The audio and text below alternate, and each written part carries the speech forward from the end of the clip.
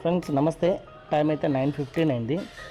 So ఈరోజు నేను అనంతపురం నుండి ధర్మవరం నా వర్క్ మీద వెళ్తున్నాను.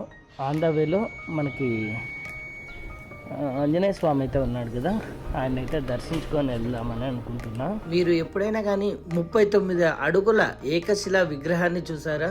అలా అయితే చూడకుంటే ఈ వీడియో పూర్తి చూడండి, తప్పకుండా మీకు బాగా నచ్చుతుంది.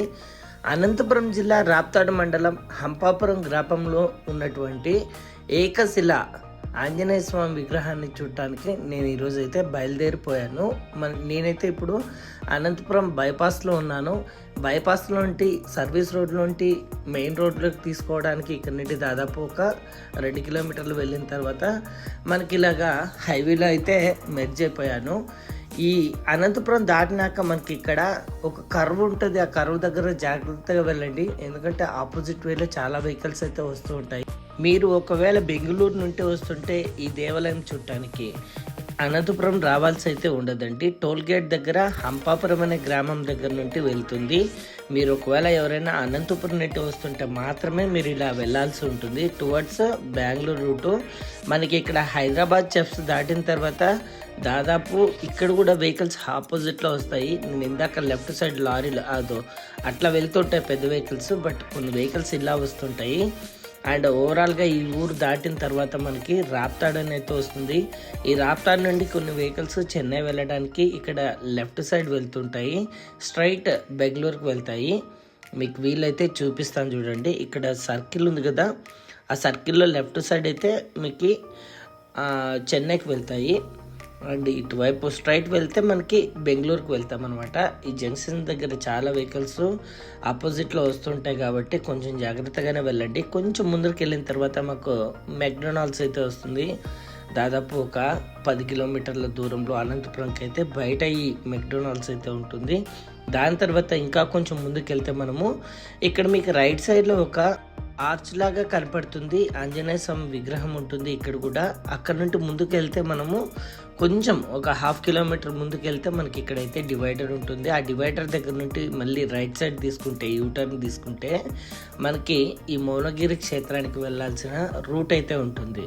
సో అక్కడ వెళ్ళొచ్చు, ఇప్పుడు నేను వెళ్తున్న దారిలోనూ వెళ్ళొచ్చు. ఇక్కడ మనకి బోర్డు అయితే ఇలా ఉంటుంది, మౌనగిరి క్షేత్రం అని. ఇక్కడ నుండి దాదాపు ఒక 2 కిలోమీటర్లు అయితే జస్ట్ మట్టి రోడ్డు మీదనే వెళ్ళాల్సి ఉంటుంది. అక్కడ నక్క కనపడిందా? మీకు కనపడలేదేమో, నక్క అయితే కనపడింది నాకు.